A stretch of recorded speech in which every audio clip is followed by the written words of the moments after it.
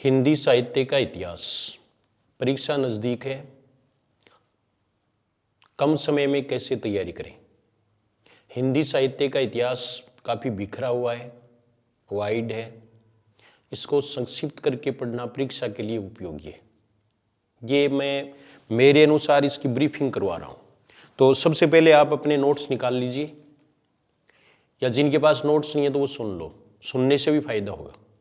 तो ये देखिए, आप हिंदी साहित्य का इतिहास है, उसमें हम आदिकाल का रिवीजन कर रहे हैं आज, और आदिकाल का रिवीजन वो फास्ट करेंगे, टाइम बहुत कम है। तो ये देखिए, आप दो किताबें आपको याद रखनी है। 84 वैष्णवन की वार्ता, इसके रचयिता हैं वो गोकुलनाथ है। 84 वैष्णवन की वार्ता गोकुलनाथ। 252 वैष्णवन की वार्ता भी क्या है, इसके रचयिता भी कौन है, गोकुलनाथ है। तो इतना याद रखना है। वैसे 84 वैष्णवन की वार्ता है, इसमें वल्लभाचार्य के 84 शिष्यों की वार्ताएं हैं। और 252 वैष्णवन की वार्ता है, इसमें विठलनाथ के 252 शिष्यों की वार्ताओं का संकलन है। पुष्टि मार्गीय संप्रदाय में वार्ताओं का विशेष महत्व है। फिर भक्तमाल पर आ जाओ। भक्तमाल के रचयिता हैं वो नाभादास हैं। नाभादास का मूल नाम नारायण दास था, और ये ब्रज भाषा में लिखित है। इसका रचना काल 1586 ईस्वी है। फिर देखो, ये इस ग्रंथ का पर टीका है वो इसके शिष्य प्रियदास ने भक्तमाल पर टीका लिखी, भक्तमाल सटीक। फिर देखो, नाभादास है वो तुलसीदास के समकालीन थे। कालिदास हजारा के रचयिता कालिदास त्रिवेदी हैं। कालिदास त्रिवेदी की एक अन्य रचना है वो जंजीरा और वधु विनोद है।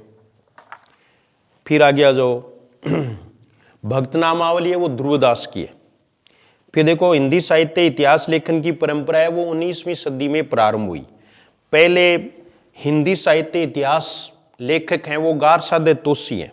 यानी हमारे हिंदी साहित्य का इतिहास सबसे पहले विदेशी भाषा में, फ्रेंच में लिखा गया, फ्रांसीसी भाषा में लिखा गया। गारसादे तासी, इस्तवार दे ला लिटरेचर एंदुई ए हिंदुस्तानी, ये आप देख रहे होंगे, ये इनके ग्रंथ का नाम है। और इस ग्रंथ का प्रकाशन है वो 2 संस्करणों में हुआ। प्रथम संस्करण है वो 2 भागों में विभाजित हुआ, और प्रथम भाग का प्रकाशन, ये पक्का याद रखना है, अभी पूछा भी था ने, 1839 ईस्वी। द्वितीय भाग का प्रकाशन है वो 1847 ईस्वी में हुआ, और द्वितीय संस्करण है उसके 3 भाग थे, इसका प्रकाशन 71 में हुआ, 1871 में हुआ। 738 कवियों का विवरण इन्होंने प्रस्तुत किया, लेकिन इनमें से केवल 70 के आसपास यानी 72 कवि हैं वो हिंदी के थे, अन्य हैं वो उर्दू के थे। इसका हिंदी में अनुवाद है वो लक्ष्मी सागर वार्ष्णेय ने हिंदुई साहित्य का इतिहास शीर्षक से किया। इसका उर्दू में भी अनुवाद किया करीमुद्दीन मौलवी। करीमुद्दीन मौलवी है, उनके ये ग्रंथ है, इसका नाम याद रखना है, तज़किरा ए सूराई हिंदी। सबसे पहले कालक्रम का उल्लेख हुआ, काल विभाजन का नहीं हुआ, नामकरण का भी नहीं हुआ, केवल कालक्रम को सबसे पहले महत्व दिया। नलिन विलोचन शर्मा ने अपने हिंदी साहित्य का इतिहास दर्शन, इनकी किताब का क्या नाम है, हिंदी साहित्य का इतिहास दर्शन, उसमें इन्होंने तोसी को पहला इतिहास लेखक माना। किसका, हिंदी साहित्य का। फिर है शिव सिंह सेंगर। शिव सिंह सेंगर है, इनकी रचना का नाम शिव सिंह सरोज है। ये 1883 में प्रकाशित है। हिंदी साहित्य इतिहास का प्रथम ग्रंथ है जो हिंदी भाषा में लिखा गया। अब पहले वाला है वो तो फ्रांस में लिखा है, फ्रांसीसी में लिखा गया है ना, तो ये हिंदी में लिखा गया। शिव सिंह सरोज को हिंदी साहित्य इतिहास का प्रस्थान बिंदु भी कहते हैं, और इसमें 1000 कवियों का विवरण है। इन्होंने भी काल विभाजन व नामकरण का कोई प्रयास नहीं किया, न तो गारसादे तोसी ने किया, न ही शिव सिंह सेंगर ने किया। फिर आगे देखो, ग्रियर्सन। तो ग्रियर्सन है, इनके ग्रंथ का नाम ये the modern vernacular literature of Hindi, northern Hindustan. इन्होंने खड़ी बोली को क्या कहा, वर्नाक्यूलर हिंदी का। इसका हिंदी में अनुवाद है वो, क्योंकि ये अंग्रेजी में है, तो किशोरीलाल गुप्त ने हिंदी साहित्य का प्रथम इतिहास, इस ग्रंथ का नाम याद रखना है, हिंदी साहित्य का प्रथम इतिहास के लेखक हैं ग्रियर्सन। और हिंदी साहित्य का प्रथम इतिहास ग्रंथ लिखा किसने, गारसादे तोसी ने। तो ये आपको ध्यान रखना है, ये 11 अध्यायों में विभक्त है ये ग्रंथ है। अगर 11 नहीं आए तो 12 करना है। 12 वो विविध अज्ञात कवि है। इसका प्रकाशन है वो विशेषांक के रूप में 88 में और पुस्तक के रूप में 89 में हुआ। 88 और 89, 952 हिंदी के प्योर कवि हैं इसमें, यानी उर्दू आदि के कवियों को शामिल इन्होंने नहीं किया। फिर देखो, वास्तविक रूप से वैज्ञानिक ढंग से लिखा हुआ ये पहला इतिहास माना जाता है। हिंदी साहित्य इतिहास लेखन में ये सबसे इंपॉर्टेंट है। काल विभाजन व नामकरण का सर्वप्रथम प्रयास ग्रियर्सन ने किया। काल विभाजन व नामकरण का सर्वप्रथम प्रयास ग्रियर्सन ने किया, ये याद रखना है। और हिंदी साहित्य का वास्तविक ग्रंथ इसे ही माना जाता है। फिर आगे देखो, ये नाम से इतिहास न होते हुए भी सच्चे अर्थ में हिंदी साहित्य का इतिहास है। अगले लेखक हैं इतिहास लेखक मिश्र बंधु, गणेश बिहारी मिश्र, श्याम बिहारी मिश्र, सुखदेव बिहारी मिश्र, ये 3 भाई है। ग्रंथ का नाम मिश्र बंधु विनोद।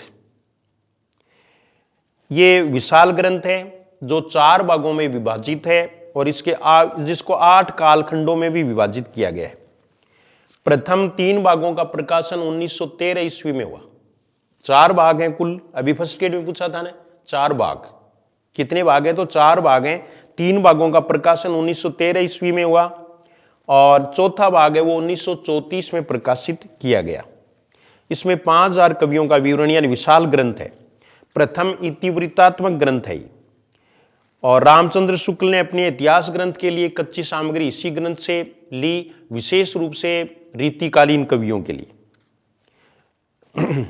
शुक्ल ने स्वयं को मिश्र बंधुओं का ऋणी माना है और मिश्र बंधु विनोद को बड़ा भारी वृत्त संग्रह भी इन्होंने कहा है।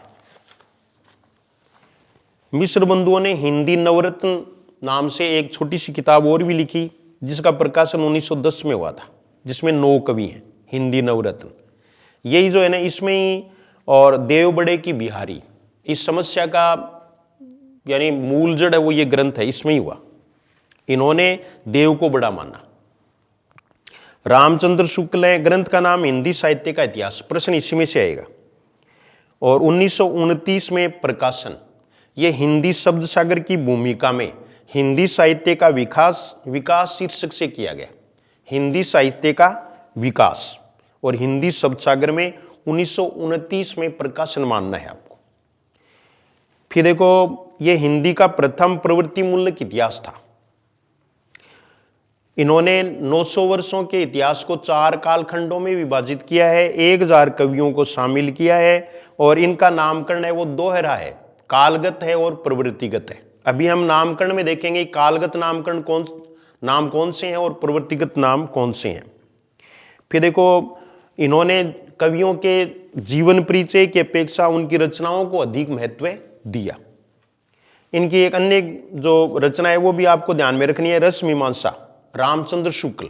देखो ये 2-3 याद रखो, रस मीमांसा है वो रामचंद्र शुक्ल है, रस सिद्धांत है वो डॉक्टर नगेंद्र का है और रसज्ञ रंजन है वो महावीर प्रसाद द्विवेदी का है और काव्य मीमांसा है वो राजशेखर की संस्कृत में रचना है। और शुक्ल ने काव्य को मानव समाज की संचित चित्तवृत्तियों से जोड़ा है। संचित चित्तवृत्ति नाम आ जाए ना, तब वहां आपको क्या करना है, रामचंद्र शुक्ल का ये स्टेटमेंट याद रखना है कि प्रत्येक देश का साहित्य वहां की जनता की चित्तवृत्तियों का संचित प्रतिबिंब होता है।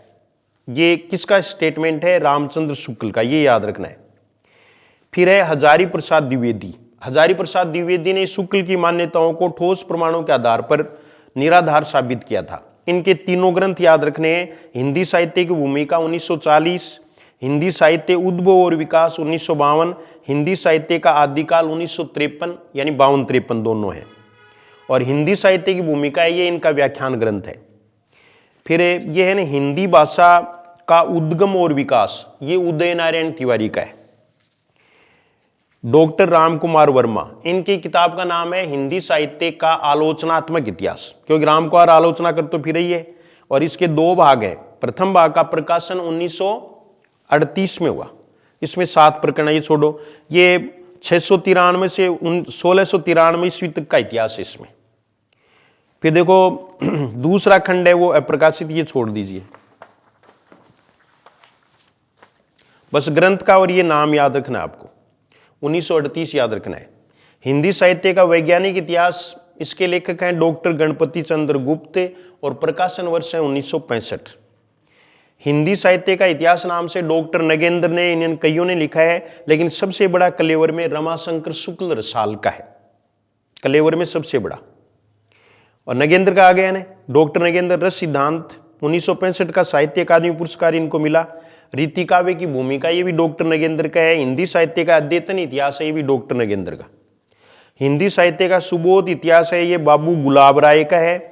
संक्षिप्त इतिहास है वो नंदुलारे वाजपेयी का है। सरल इतिहास है वो विश्वनाथ त्रिपाठी का है। और हिंदी साहित्य का दूसरा इतिहास है वो डॉक्टर बच्चन सिंह का है। आधा इतिहास है वो सुमन राज्य का है और आधुनिक इतिहास है वो बच्चन सिंह का है। हिंदी साहित्य का आधुनिक इतिहास बच्चन सिंह है। फिर ये देखिए आप, ब्रजमाधुरी सार है वो वियोगी हरि और कविता कौमुदी रामनेश त्रिपाठी। हिंदी कोविद रत्नमाला श्याम सुंदर दास। रामचंद्र शुक्ल ने 3 लेखकों के प्रति कृतज्ञता प्रकट की, बाबू श्याम सुंदर दास, वियोगी हरि और रामनरेश त्रिपाठी। हिंदी साहित्य का अतीत है वो विश्वनाथ प्रसाद मिश्र का है। हिंदी वीर काव्य टीकम सिंह तोमर का है। और राजस्थानी शब्द आ जाए तो मोतीलाल मेनारिया करना है। राजस्थानी साहित्य की रूपरेखा या पिंगल कुछ भी आ जाए। हिंदी काव्य धारा है वो राहुल सांकृत्यायन। और नई साहित्य का सौंदर्य शास्त्र ये मुक्तिबोध का है। इसके बाद में देखो हिंदी साहित्य का वृहत इतिहास, ये शुक्ल के इतिहास को आधार बनाकर लिखा गया और 16 खंडों में प्रकाशित है। ये नागरी प्रचारिणी सभा द्वारा प्रकाशित है। 6ठे 10वें भाग का संपादन है वो डॉक्टर नगेंद्र ने किया था। अब काल विभाजन व नामकरण, ये डायरेक्ट रूप से आपके पाठ्यक्रम में है। ये तो क्या है कि एहतियात के रूप पर हमें इतिहास ग्रंथों को ध्यान में रखेंगे। इतिहास ग्रंथों के बीच में से शायद ही प्रश्न पूछें, क्योंकि फर्स्ट ईयर में तो ये टॉपिक है, लेकिन इसमें ये नहीं है। इसमें आपके काव्य धाराएं हैं, उन पर ज्यादा जोर देना है। एक काल विभाजन और नामकरण की बात है वो आपको ध्यान में रखनी है। तो इसमें देखो ग्रियर्सन का काल विभाजन, सबसे पहले काल विभाजन किसने किया? ग्रियर्सन ने। तो इन्होंने इनके जो 11-12 भाग दे रखे हैं वो पूरे याद नहीं करने, केवल चारण काल याद रखना है 700 से 1300 ईस्वी। और एक 7वां है वो रीति काव्य, जिसको बाद में रीतिकाल, तो रीतिकाल नाम है वो तो रामचंद्र शुक्ल का ही है।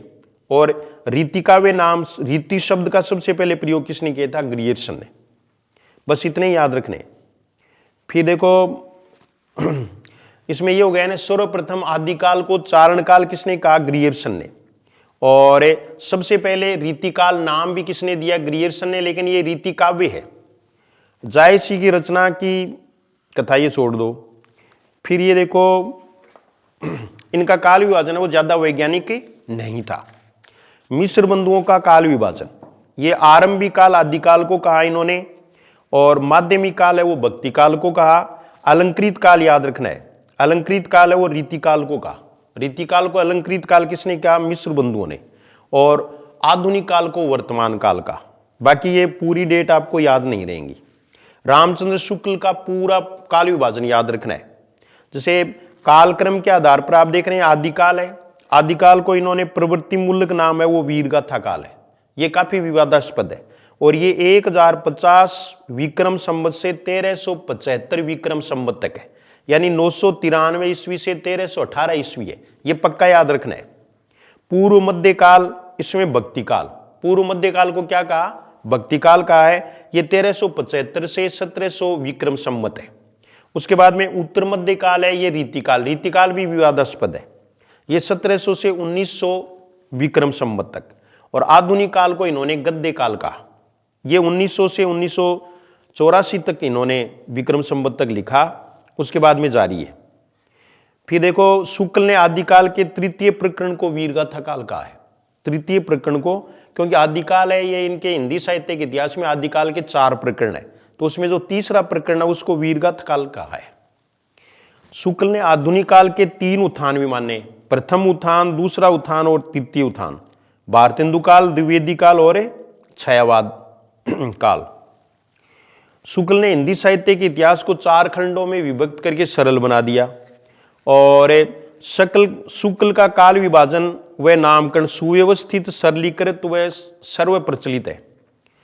अभ्रंश साहित्य को शामिल नहीं किया। अभ्रंश साहित्य में आपको यह ध्यान में रखना है कि जिन्होंने शुरुआत 7वीं 8वीं सदी के आसपास मानी है उन्होंने शामिल किया है, और 1000 ईस्वी के आसपास से उन्होंने शामिल नहीं किया। जैसे इस काल विभाजन में हम देखें तो ग्रियर्सन ने शामिल किया और मिस्र बंधुओं ने भी शामिल किया। फिर इनका जो प्रवृत्तिगत नाम है वही ज्यादा प्रसिद्ध हुआ, फेमस हुआ। और डॉक्टर रामकुमार वर्मा का काल विभाजन है, तो ये संधि काल, इन्होंने आदिकाल को संधि चारण काल कहा। ये इनके हिंदी साहित्य का आलोचनात्मक इतिहास है, इससे लिया गया है। तो ये देखो संधि काल इन्होंने 750 विक्रम संवत से 1000 विक्रम संवत तक माना, और चारण काल है वो 1000 विक्रम संवत से 1375 विक्रम संवत माना। बाकी रामचंद्र शुक्ल का ही पिष्ट पेषण है पूरा का पूरा। बस इसमें इतना ही है कि इन्होंने अभ्रंश साहित्य को शामिल किया है। हजारी प्रसाद द्विवेदी ने आदिकाल नाम ही दिया है प्रारंभिक काल को, और ये 10वीं शताब्दी से 14वीं शताब्दी तक है, यानी 1000 ईस्वी से ये प्रारंभ मानते हैं, 1000 ईस्वी से 1400 ईस्वी तक। फिर देखो अगला काल विभाजन। काल विभाजन और नामकरण पर आपको ध्यान रखना है। नगेंद्र का काल विभाजन है वो आदिकाल तो 7वीं शती मध्य से 14वीं शती मध्य तक माना। भक्ति काल है वो 14वीं शती मध्य से 17वीं शती मध्य तक माना। फिर रीतिकाल है वो 17वीं शती से 19वीं शती मध्य तक माना। आधुनिक काल है, इसका उपविभाजन याद रखना है, इसमें से एक प्रश्न आएगा। तो पुनर्जागरण काल, जैसे इसको भारतेंदु काल कहते हैं, 1857 से 1900 ईस्वी से तक। जागरण सुधार काल है, इसको द्विवेदी काल, ये 1900 से 1918 ईस्वी तक। छायावाद काल है वो 1918 से 1938 ईस्वी तक। छायावादोत्तर काल है वो 1938 से लगातार है। और छायावादोत्तर काल में प्रगति प्रयोग काल, ये 1938 से 1953 ईस्वी है।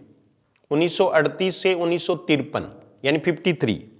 इसको भी 2 भागों में बांट सकते हैं। जैसे प्रगति काल है वो 38 से 43 है, और प्रयोग काल है वो 43 से 53 है। नवलेखन काल 1953 से हो जाएगा। फिर है गणपति चंद्र गुप्त है, इन्होंने प्रारंभिक काल कहा है, शून्य काल भी कहा है आदिकाल को, और उन्मेष काल भी कहा है। तो इन्होंने प्रारंभिक काल है वो 1184 ईस्वी से 1350 ईस्वी तक माना, और मध्य काल है वो इन्होंने 1350 से 1857 ईस्वी माना। आधुनिक काल है वो 1857 से लगातार माना। फिर देखो डॉक्टर बच्चन सिंह है, इनका अभ्रंश काल इन्होंने आदिकाल को कहा है, और भक्ति काल रीतिकाल वैसे ही है। आधुनिक काल है, इसका उपविभाजन है वो थोड़ा सा नाम में परिवर्तन है। पहला तो वैसा ही है जो डॉक्टर नगेंद्र का है। पुनर्जागरण काल 1857 ईस्वी से 1900 ईस्वी तक, और पूर्व स्वच्छंदता काल, क्योंकि इन्होंने छायावाद को स्वच्छंदता काल कहा, तो पहले वाला तो पूर्व स्वच्छंदता काल है, ये 1900 से 1920 तक है, यानी कहने का मतलब जो द्विवेदी युग वाला है। और स्वच्छंदता काल है ये 1920 से 1940 तक माना, और उत्तर स्वच्छंदता काल है ये बाद का है। और बाबू श्याम सुंदर दास है, इन्होंने युग शब्द का प्रयोग किया है, युग श्याम जी को ही है। आदिकाल का जो नामकरण है उसके बारे में प्रश्न आ सकता है। यह काल विभाजन था। अब नामकरण में देखो आप, चारण काल ग्रियर्सन, संधि चारण काल डॉक्टर रामकुमार वर्मा बता दिया आपको, आरंभिक काल मिस्र बंधु बता दिया, वीरगाथा काल ही पूछ लेंगे रामचंद्र शुक्ल। फिर देखो आदिकाल है वो हजारी प्रसाद द्विवेदी नगेंद्र, ये सारे ही हैं। वीर काल है वो विश्वनाथ प्रसाद मिश्र। शून्य काल है वो गणपति चंद्र गुप्त। प्रारंभिक काल हम ले चुके, ये भी गणपति चंद्र गुप्त का है। अभ्रंश काल है वो बच्चन सिंह ने भी और धीरेन्द्र वर्मा ने भी। बीजवपन काल इंपॉर्टेंट है, ये महावीर प्रसाद द्विवेदी। अंधकाल है वो कमलकुल श्रेष्ठ। जयकाल रमाशंकर शुक्ल रसाल। और सिद्ध सामंत काल भी इंपॉर्टेंट है, ये राहुल सांकृत हैं। तो 5-7 नाम है वो ध्यान में रखें आप। और पुरानी हिंदी काल है वो चंद्रधर शर्मा गुलेरी। अभ्रंश भाषा को पुरानी हिंदी किसने कहा? चंद्रधर शर्मा गुलेरी ने। और पुरानी हिंदी को रामचंद्र शुक्ल ने प्राकृत आभास हिंदी या अभ्रंश हिंदी कहा। फिर ये देखो हिंदी का प्रथम कवि भी पूछ लेते हैं कि किसके अनुसार किसको प्रथम कवि माना जाए। तो शिव सिंह सेंगर ने तो पुष्य या पुंड को माना है। डॉक्टर रामकुमार वर्मा ने स्वयंभू को माना है, और ये सन भी याद रखनी है 693 ईस्वी, यानी 750 विक्रम संवत। डॉक्टर रामकुमार वर्मा, रामचंद्र शुक्ल और चंद्रधर शर्मा गुलेरी, इन्होंने राजा मुंज को माना है, ये 993 ईस्वी से प्रारंभ मानते हैं। गणपति चंद्र गुप्त है, इन्होंने शालिभद्र सूरी को माना है। भरतेश्वर बाहुबली रास, जिनकी पहली रचना है 1184 ईस्वी में, 1184 ईस्वी से हिंदी साहित्य का प्रारंभ माना है, यह भी इंपॉर्टेंट है। और भरतेश्वर बाहुबली रास को रास काव्य परंपरा का प्रथम ग्रंथ भी माना जाता है, यह मुनिजिन विजय ने माना है। मिस्र बंधुओं ने चंद्रवरदायी को माना। देखो यहां याद रखना है आपको, चंद्रवरदायी को प्रथम आपको यह ध्यान में रखना है कि चंद्रवरदायी को प्रथम कवि तो किसने माना? मिस्र बंधुओं ने। और प्रथम महाकवि किसने माना? रामचंद्र शुक्ल ने। रामचंद्र शुक्ल ने प्रथम महाकवि चंद्रवरदायी को माना, और पहला हिंदी का महाकाव्य है वो पृथ्वीराज रासो को माना। इसके बाद में देखो हजारी प्रसाद द्विवेदी है, इन्होंने अद्दहमान यानी अब्दुल रहमान जिनकी रचना संदेश रासक है, ये 13वीं शती की रचना जो विवादास्पद रही। हजारी प्रसाद द्विवेदी ने संदेश रासक को मान ही लिया। और इसके बाद में ये देखो संदेश रासक एक वीरय काव्य ग्रंथ है जो किसी इस्लाम धर्मावलंबी द्वारा रचित प्रथम भारतीय भाषाई ग्रंथ है। भागीरथ मिश्र ने गोरखनाथ को पहला माना, ये 10वीं-11वीं शती के माने जाते हैं।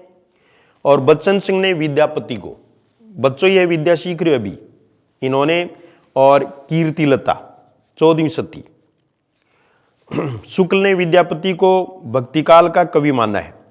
आदिकाल और भक्तिकाल की सीमा पर खड़े कवि हैं ये। फिर अगला देखो राहुल सांकृत्यायन, पक्का याद रखना है, इन्होंने सरहपा को प्रथम कवि माना, जिनकी रचना दोहा कोश है, 769वीं इनका समय है। ठीक है, अब आपको यह ध्यान रखना है कि मान लीजिए किसी का भी नाम नहीं है और फिर पूछ लें, तो आपको यह ध्यान रखना है कि सबसे पहला कवि हिंदी का सरहपा को माना जाता है, ये सिद्ध कवि है। और दूसरा आपको यह याद रखना है कि प्रथम ग्रंथ है वो इसके द्वारा रचित है, वो इनका जो है वो नहीं माना जाता है। दोहा कोश है इनके ग्रंथ का नाम, लेकिन वो नहीं माना जाएगा, बल्कि हिंदी का प्रथम ग्रंथ है वो श्रावकाचार को माना जाता है, जो 933 ईस्वी में जिसकी रचना हुई। और इसके रचनाकार हैं वो देवसेन थे, श्रावकाचार, ये जैन कवि, 250 दो इसमें संकलित है। इसके बाद में परिस्थितियां वगैरह है वो नहीं पूछेंगे। वीरगाथा की प्रधानता इसकी प्रमुख प्रवृत्ति है। प्रमुख प्रवृत्तियों में देखो आदिकालीन साहित्य की प्रमुख प्रवृत्तियां, तो वीरगाथा की प्रधानता है, यानी उनका अतिशयोक्तिपूर्ण सजीव वर्णन वो वीरगाथाओं का किया गया है। क्योंकि जैसे परमाल रासो है, इसके देखो 12 बरस लोग कुकर जीवे, 13 लो जिए सियार, बरस 18 क्षत्रिय जीवे, आगे जीने को धिकार। ये परमाल रासो की पंक्तियां हैं। परमाल रासो जगनिक की जो रचना है। राष्ट्रीय भावना का इसमें अभाव है, या संकीर्ण राष्ट्रीयता इसकी विशेषता है। प्रवृत्ति पढ़ रहे हैं हम, प्रवृत्ति पर एक प्रश्न आना तय है। युद्धों का सजीव वर्णन भी इसकी प्रवृत्ति रही है। और प्रामाणिकता का अभाव है, यानी अनेक रचनाएं वो अप्रामाणिक, अर्ध प्रामाणिक या नोटिस मात्र है, यानी इसमें ऐतिहासिकता का अभाव है। फिर देखो श्रृंगारिकता है, वो वीर रस के साथ साथ में श्रृंगारिकता की श्रृंगार रस भी प्रमुख रूप से पाया जाता है, लेकिन प्रधानता है वो वीर रस की है ज्यादातर रचनाओं में। आश्रयदाताओं का योगदान, यशोगान किया गया है। आश्रयदाताओं का यशोगान, यानी सबने अपने अपने आश्रयदाताओं की प्रशंसा की है, जैसे चंद्रवरदायी ने पृथ्वीराज की। भाषा संबंधी प्रवृत्ति, यहां 4 भाषाएं हैं, अपभ्रंश, राजस्थानी में डिंगल और पिंगल, खड़ी बोली और मैथिली।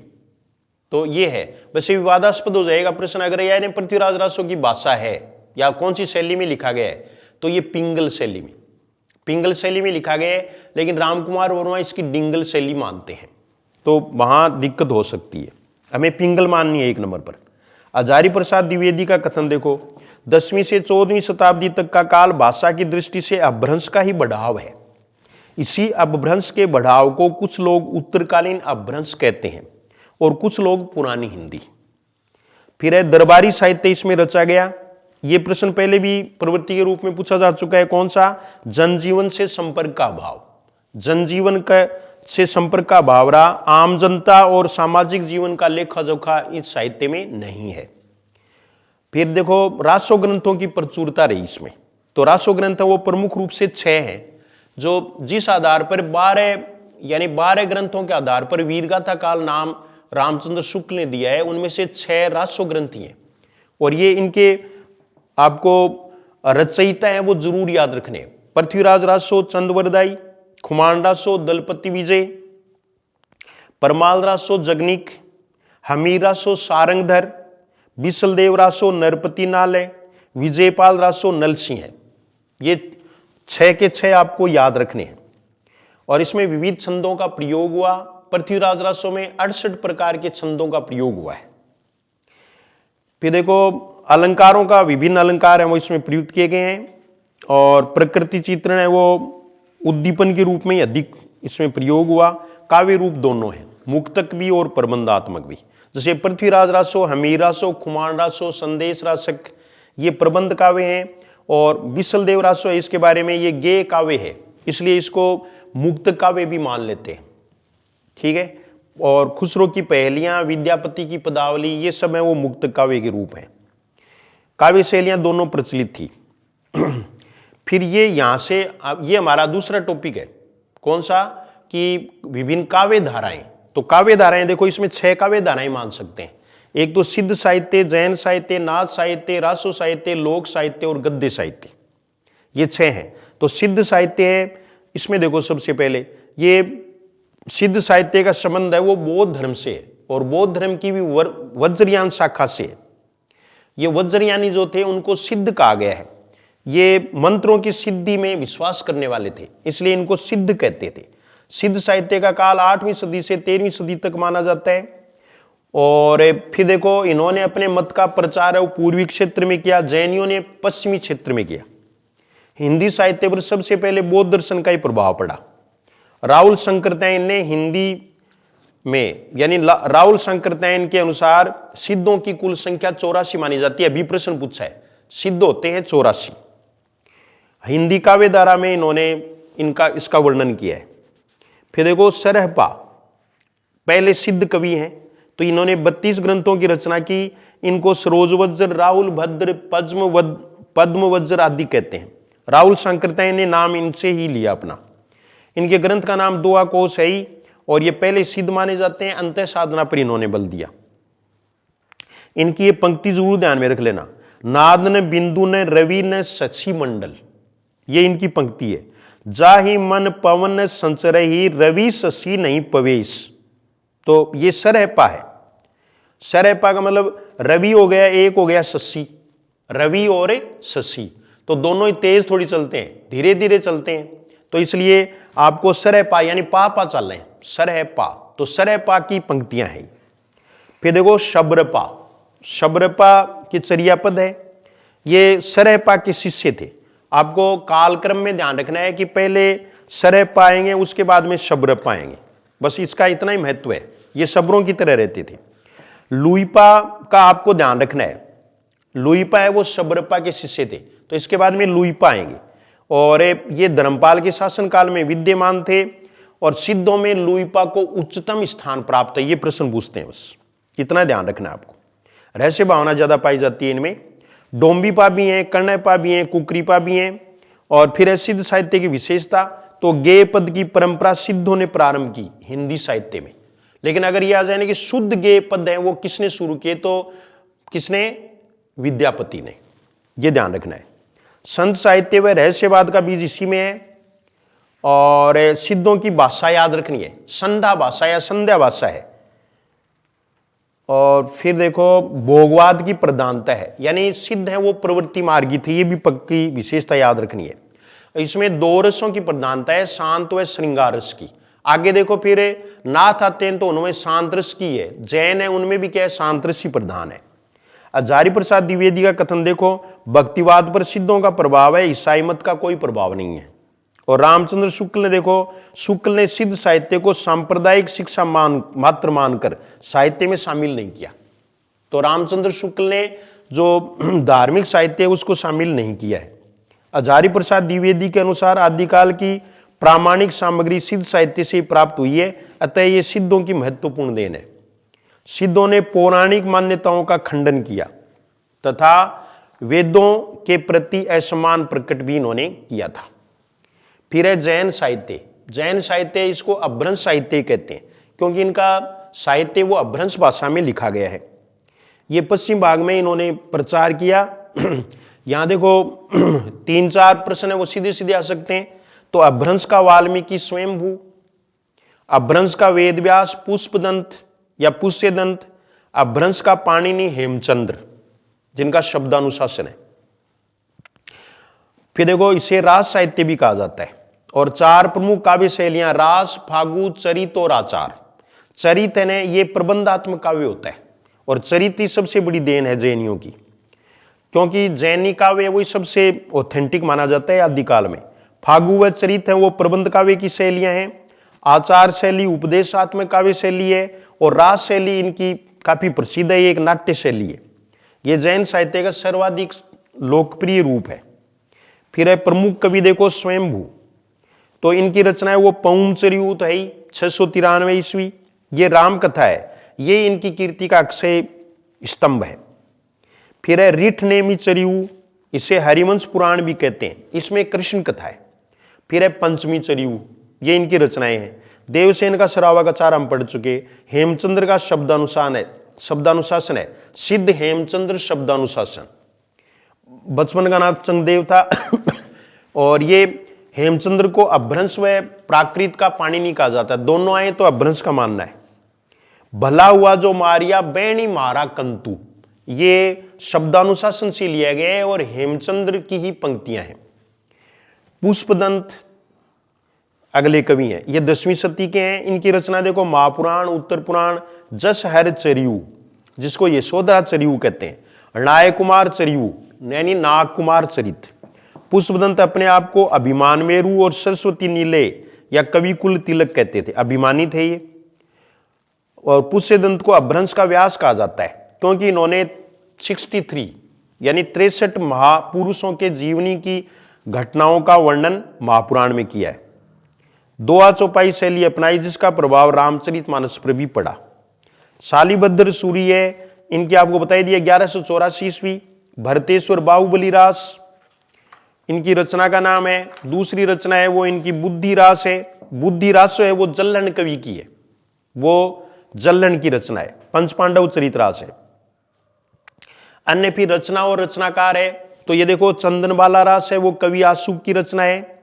इसकी रचना जालोर में हुई थी 1200 ईस्वी में और इसमें 35 छंद है। नायिका प्रधान ग्रंथ है। प्रबंध चिंतामणि है वो मेरुतुंग की है।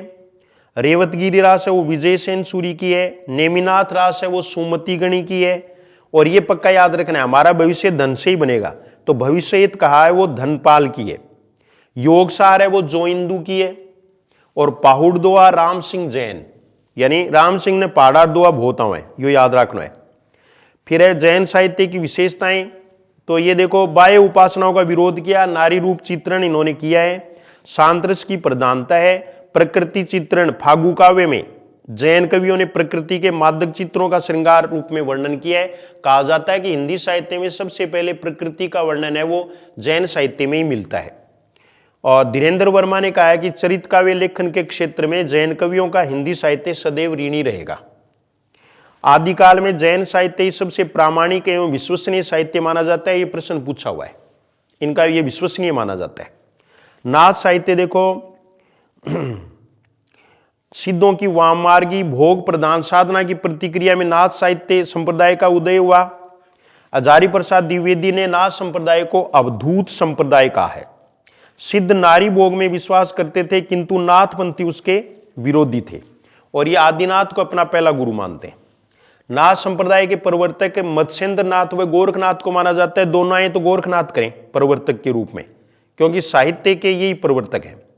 वैसे मत्स्येंद्र नाथ है वो सिद्ध साहित्य और नाथ साहित्य को जोड़ने वाली कड़ी के नाम से जाने जाते हैं। मत्स्येंद्र नाथ है वो गोरखनाथ के गुरु हैं, लेकिन साहित्य में सबसे बड़ा योगदान है वो गोरखनाथ का ही है।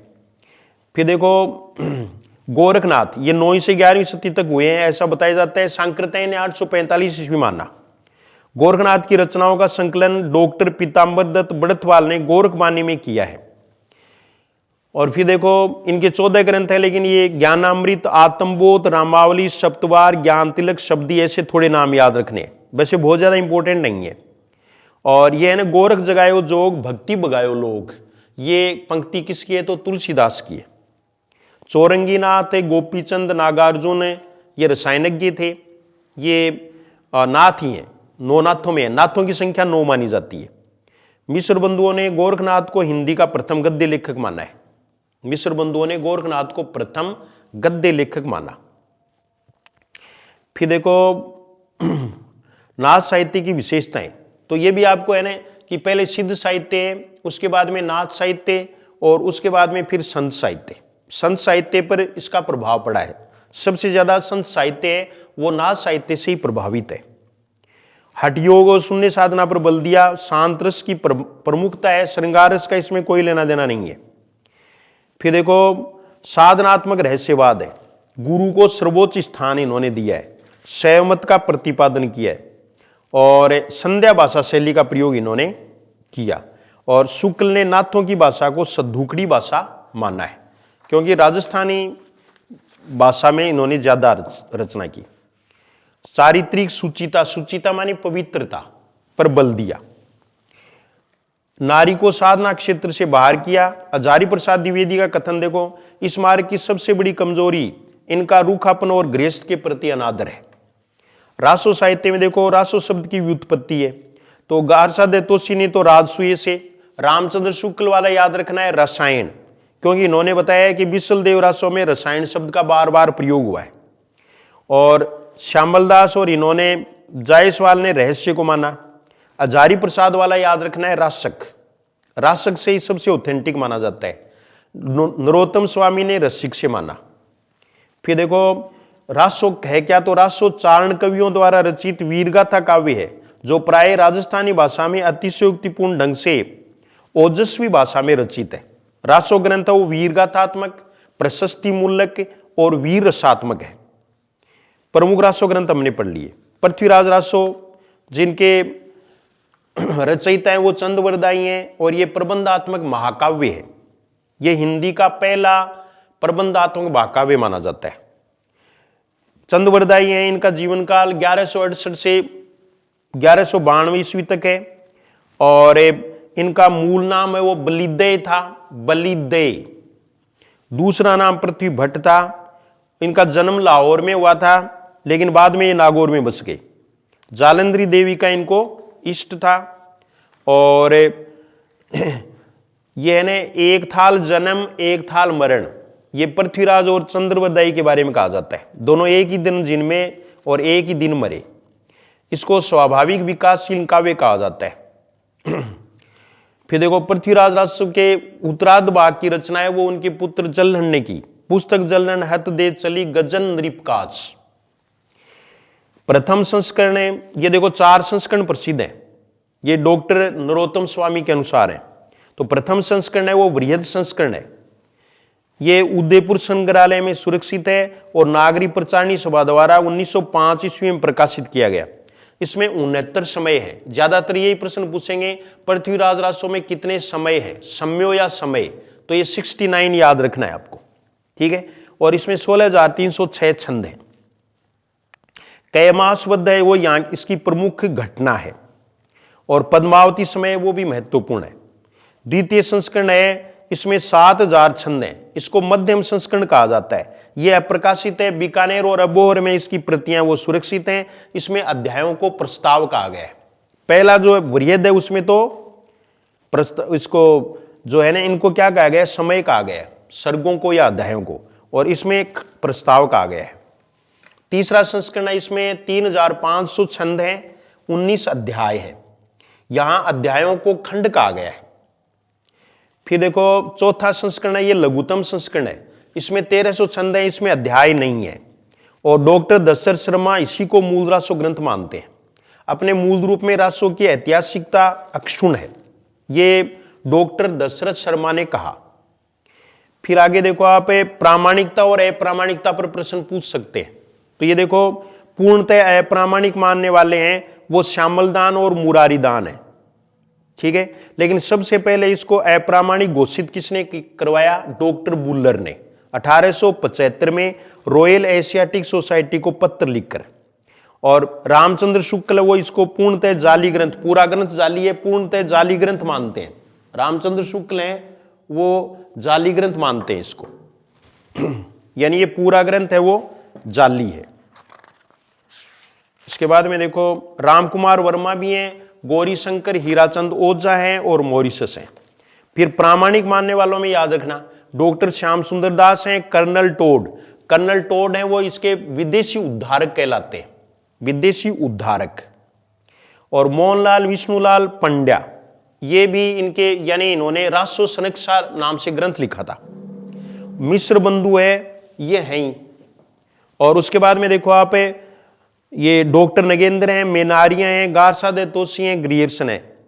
अर्ध प्रामाणिक मानने वालों में हजारी प्रसाद द्विवेदी, और हजारी प्रसाद द्विवेदी का आपको एक चीज है वो ध्यान में रखनी है, और वो क्या है कि इन्होंने ये माना कि सुख सुखी संवाद के रूप में जो रासो लिखा गया है वो बिल्कुल सही है। तो सुख सुखी संवाद याद रखना है। मुनिजिन विजय, इन्होंने अल्पकाय माना। सुनीति कुमार चटर्जी हैं, ये आपको ध्यान में रखना है। और डॉक्टर दशरथ शर्मा है, ये डॉक्टर जैसे ही पूछ लेने कि डॉक्टर दशरथ शर्मा ग्रंथ को मानते हैं तो अर्ध प्रामाणिक मानते हैं, अर्ध प्रामाणिक नहीं है ये तो प्रामाणिक करना है। चौथा वर्ग है वो डॉक्टर नरोत्तम स्वामी का है, जो हास्यास्पद है। इन्होंने रासो को मूल रूप से प्रबंध काव्य नहीं माना, इन्होंने कहा कि ये प्रबंध काव्य नहीं था बल्कि मुक्तक काव्य था, जो कि स्वीकार्य नहीं है। फिर ये आगे देखो, इसकी कुछ विशेषताएं रासो का हिंदी साहित्य में, तो आपको ये ध्यान रखना है कि षड भाषा का प्रयोग हुआ है। और बाकी लक्ष्मी सागर वार्ष्णेय का कथन है कि पृथ्वीराज रासो हिंदी का प्रथम सफल महाकाव्य है। अगला बिसलदेव रासो, इसके रचयिता नरपति नाले हैं। 1272 मंझारी जेठ बदी नवमी बुधवारी, ये इनके बारे में कहा गया है। ये 1212 विक्रम संवत में इसकी रचना मानी जाती है। रामचंद्र शुक्ल ने बिसलदेव रासो को वीर गीत के रूप में सबसे प्राचीन ग्रंथ माना है। इसमें नायक हैं वो विग्रह राज चतुर यानी बिसलदेव हैं, और नायिका का नाम पूछते हैं तो राजमती है, राजमती, मती आएगा। और ये संदेश राशक, मेघदूत व डोलामारू की तरह वीरय संदेश काव्य है, तो तीनों ये वीरय संदेश काव्य हैं, ऐसे ये भी है। इसकी भाषा पश्चिमी राजस्थानी है। फिर देखो, स्त्री रसायन भी कहा जाता है इसे। रामचंद्र शुक्ल का कथन है यह घटनात्मक काव्य नहीं है, वर्णनात्मक है, जबकि पृथ्वीराज रासो है वो घटनात्मक है। इसमें 4 खंड तथा 316 छंद है। तो प्रथम खंड है उसमें राजमती व विसलदेव का विवाह है, दूसरे खंड में विसलदेव का रूठकर उड़ीसा जाना, और राजमती का वीरय वर्णन है, विसलदेव का उड़ीसा ले आना, ये तृतीय खंड है। और चौथे खंड में भोज का अपनी पुत्री को अपने घर लिए जाना और विसलदेव द्वारा वापस चित्तौड़ ले आना। इसमें हिंदी का प्रथम 12 भाषा वर्णन है। और ये कुछ जगह जो है ना आश्विन लिखा दिया गया है, तो आश्विन नहीं है, कार्तिक है। हालांकि कुसुम राय के अनुसार आश्विन है, लेकिन इसमें वास्तविक उत्तर है वो कार्तिक होगा। ये 12 मास है वो कार्तिक से शुरू होगा। परमाल रासो के रचनाकार जगनिक है, जगन प्रयोमाल भाव है। इसका रचना काल है वो 13वीं शताब्दी माना जाता है। और फिर देखो, परमालवासों में 2 वीर सरदार हैं परमर्दी देव के, आल्हा और उद्दल, इनकी वीरता का वर्णन किया गया है। ये बनापर शाखा के सरदार थे। इसका सर्वप्रथम फरूखाबाद के कलेक्टर चार्ल्स इलियट ने 1865 में आल्हा खंड को लिपिबद्ध करवाया। इसके आधार पर ही श्याम सुंदर दास ने परमाल रासो शीर्षक से नागरी प्रचारिणी सभा द्वारा विक्रम संवत 1976 में प्रकाशित करवाया। फिर देखो, यह एक वीरस प्रधान गीति काव्य है, और यह उत्तर प्रदेश में बुंदेलखंड में अल्लेतों द्वारा वर्षा ऋतु में गाया जाता है। उसको लिपिबद्ध किया था चार्ल्स इलियट ने। फिर देखो, खुमान रासो, इसके रचनाकार दलपति विजय हैं। इसकी भाषा है वो राजस्थानी है, डिंगल है। और खुमान द्वितीय की वीरता का विशेष रूप से वर्णन है। इसमें बप्पा रावल से राज सिंह तक का वर्णन है, तो महाराणा प्रताप भी इसमें बीच में ही आ जाते हैं। विजयपाल राजसो देखो नल सिंह है भट्ट, इसके रचनाकार है, और रचनाकाल है वो 1355 विक्रम संवत है, बाकी और कुछ नहीं है, अपभ्रंश की रचना है। हमीर राजसो इसके रचनाकार है वो सारंगधर, जज्जल, जोधराज, महेश दत्त माने जाते हैं। सब में सारंगधर पहले नंबर पर आएगा। 13वीं शती का ग्रंथ है, ये उपलब्ध नहीं है, ये उपलब्ध नहीं है, ये ध्यान में रखना है। युद्ध प्रधान काव्य है। रामचंद्र शुक्ल ने हमीर राजसो से ही अपभ्रंश रचनाओं की समाप्ति मानी है, यानी अपभ्रंश में इन्होंने अंतिम रचना मानी। रासो ग्रंथ के आधार पर ही आदिकाल को वीरगाथा काल नाम दिया। तो शुक्ल ने जिन 12 रचनाओं को आधार बनाया है उनमें से 4 ग्रंथ हैं वो तो अपभ्रंश के, और 8 ग्रंथ हैं वो देश भाषा के। तो अपभ्रंश के ग्रंथ हैं वो देखो विजयपाल राजसो है, हमीर राजसो है, कीर्तिलता, कीर्ति पताका। कीर्तिलता और कीर्ति पताका के रचनाकार विद्यापति हैं, अवहट भाषा में लिखे गए हैं ये। तो अपभ्रंश और अवहट को एक ही माना गया है। देश भाषा के 8 हैं, पृथ्वीराज राजसो, बिसलदेव राजसो, परमाल राजसो, खुमान राजसो, फिर ये जयचंद प्रकाश, जयमेघ, जस चंद्रिका। तो जयचंद प्रकाश है, इसके भट्ट केदार याद रखना है, और जयचंद्र प्रकाश है, जयचंद्र प्रकाश का भट्ट केदार है, और जयमेघ जस चंद्रिका ये मधुकर कवि है। ये दोनों ही उपलब्ध नहीं है। दोबारा सुन लो, जयचंद्र प्रकाश है वो भट्ट केदार, और जयमेघ जस चंद्रिका ये मधुकर कवि। फिर देखो श्रृंगार भक्ति का ग्रंथ, ये देखो विद्यापति पदावली, ये श्रृंगारिक रचना है। और अमीर खुसरो की पहेलियां, ये मनोरंजनात्मक रचना है अमीर खुसरो की। तो ये 12 रचनाएं याद रखनी है, और इनमें से कुछ रचनाएं वो उपलब्ध नहीं है, कुछ प्रवर्तिकालीन है, और कुछ वीरस की नहीं है। जैसे बीसलदेव राजसो वो वीरस की रचना नहीं है, श्रृंगारिक रचना है। अनुपलब्ध रचना है वो हमीर राजसो तो हो ही गया, और एक जयचंद्र प्रकाश है, एक जयमेघ जस चंद्रिका, ये 3 रचनाएं वो उपलब्धि नहीं है। परवर्ती रचनाएं वो खुमान राजसो, बीसलदेव राजसो, विजयपाल राजसो। अप्रामाणिक रचना है वो पृथ्वीराज राजसो को मान सकते हैं। और फिर देखो बिसलदेव राजसो, विद्यापति पदावली, अमीर खुसरो की पहेलियां, वीरस की रचनाएं नहीं है। लौकिक साहित्य, ये श्रृंगार वाली रचना में बिसलदेव राजसो ध्यान में रखनी है। बिसलदेव राजसो है वो श्रृंगारिक रचना है, वीरस की रचना नहीं है रासो ग्रंथों में। लौकिक साहित्य में देखो डोला मारूरा दुआ, इसके रचनाकार है वो कवि कल्लोल है। ये इसमें नल और मारवाणी की प्रेम कथा है। मारवाणी है वो इसकी नायिका है, और नल के पुत्र है ना ढोला, तो ढोला और मारवाणी। ढोला की उम्र विवाह के समय 3 वर्ष है, और मारवाणी की 1.5 वर्ष है। श्रृंगार रस की प्रधानता है, ये दूत काव्य और संदेश काव्य है, और वियोग श्रृंगार की रचना है।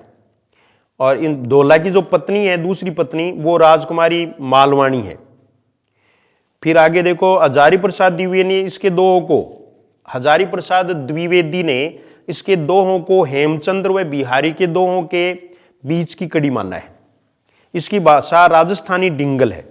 सोरठ क्यों दुओ बोलो भली मरवणी बात, जोबन छाई धन भली तारा छाई रात, ये इसका प्रसिद्ध दोहा है। फिर है जयचंद्र प्रकाश, ये भट्ट केदार की है, 1168 ईस्वी। जयमेघ जस चंद्रिका ये मधुकर कवि की रचना है, 1186 ईस्वी। ये दोनों ही ग्रंथ उपलब्ध नहीं है, और ये राठौड़ी ख्यात में इसका विवरण मिलता है। राठौड़ी ख्यात है वो दयालदास की रचना है। वसंत विलास देखो 13वीं सदी की रचना है, और इसमें 84 दोहों में वसंत और स्त्रियों पर उसके विलासपूर्ण प्रभाव का चित्रण किया गया है। वसंत विलास में स्त्री, पुरुष, प्रकृति तीनों का ऐसा वर्णन है जो रीतिकाल कवि भी नहीं कर सके। फिर देखो अमीर खुसरो, तो अमीर खुसरो में इनकी रचना है खुसरो की पहेलियां, ये लौकिक साहित्य की रचना है। बचपन का नाम अमीर खुसरो का अबुल हसन था। 1255 से 1324 ईस्वी इनका जीवन काल है। इनका जन्म स्थान है वो पटियाली एटा उत्तर प्रदेश है। इनके गुरु का नाम ओलिया के निजामुद्दीन ओलिया था। इनके गुरु का नाम क्या है? निजामुद्दीन ओलिया। ये जो है ना इनके निधन पर ही इन्होंने कहा था, गोरी सोवे सेज पर मुख पर डारे केस, ये इनके निधन पर ही कहा था। और ये देखो 3 राजवंशों और 11 सुल्तानों का शासन इन्होंने देखा। खड़ी बोली हिंदी के प्रथम कवि माने जाते हैं। ये प्रश्न पहले भी सेकंड ग्रेड में पूछा जा चुका है। खड़ी बोली हिंदी के प्रथम कवि यानी आदि कवि हैं। और फिर देखो पहेलियों और मुकरियों का प्रचलन हिंदी साहित्य में इन्होंने किया। डॉक्टर रामकुमार वर्मा ने खुसरो का अवधि का प्रथम कवि कहा है। खुसरो ने स्वयं को हिंदुस्तान की तूती कहा है। मैं हिंदुस्तान की तूती हूं, अगर तुम भारत के बारे में पूछना चाहते हो तो मुझसे पूछो, ऐसा अमीर खुसरो ने कहा था। इनकी रचनाएं वो खुसरो की पहेलियां, खुसरो की मुकरियां, खालिकबारी है वो फारसी हिंदी शब्दकोश है। दो सुख ने ये खड़ी बोली की रचना है। नुहसीपुर ये भारतीय बोलियों के बारे में विस्तार से लिखा गया है। ये इनकी रचनाओं के नाम है। फिर आगे देखो, ये इनका जो काव्य है ना वो मनोरंजनात्मक है, शुद्ध मनोरंजनात्मक। विद्यापति देखो, विद्यापति 1352 से 1448 ईस्वी इनका जीवन काल माना जाता है और ये शिव सिंह के दरबारी कवि थे। इन्हें मैथिली कोकिल, अभिनव जयदेव, कवि शेखर कहा जाता है।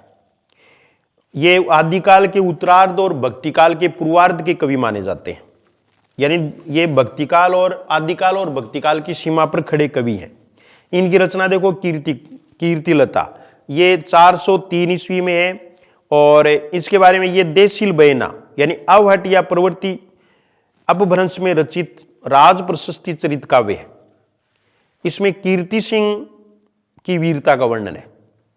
फिर देखो कीर्तिलता में विद्यापति ने स्वयं को खेलन कवि कहा है और विद्यापति ने इसे कथा न कहकर कहानी कहा है। कोई देवते पूछे तब ऐसे प्रश्न पूछ सकते हैं।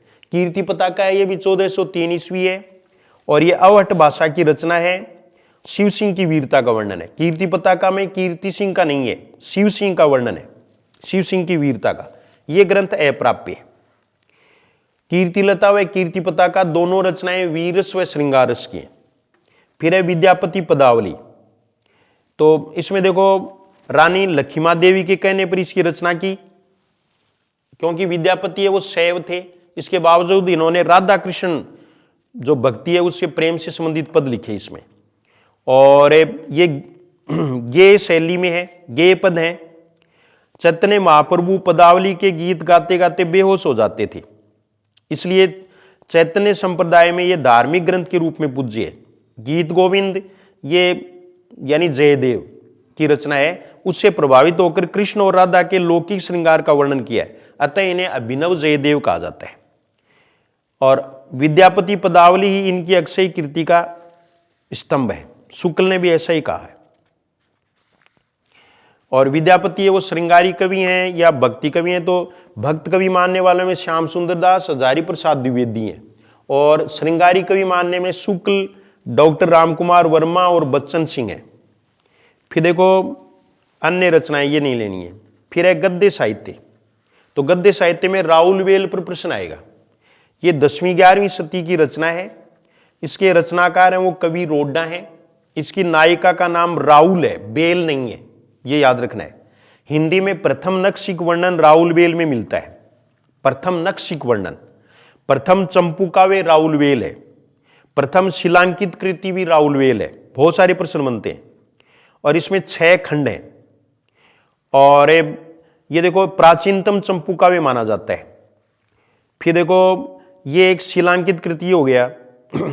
हिंदी की 7 बोलियों के शब्द मिलते हैं इसमें, जिसमें राजस्थानी प्रधान भाषा है और मुंबई के प्रिंस ऑफ वेल्स संग्रहालय में उपलब्ध है।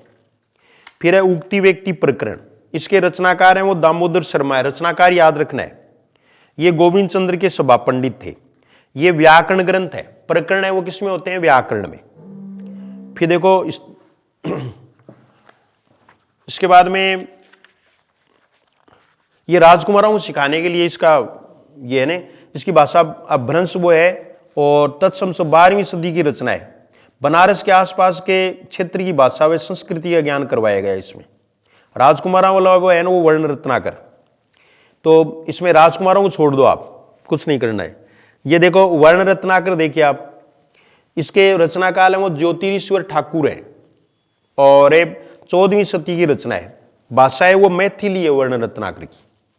ये एक शब्दकोश सा प्रतीत होता है और इसको मैथिली का विश्वकोश कहा जाता है वर्ण रत्नाकर को। ये आपको ध्यान में रखना है।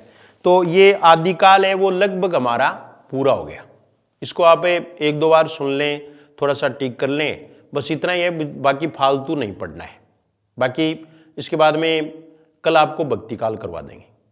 ठीक है, धन्यवाद।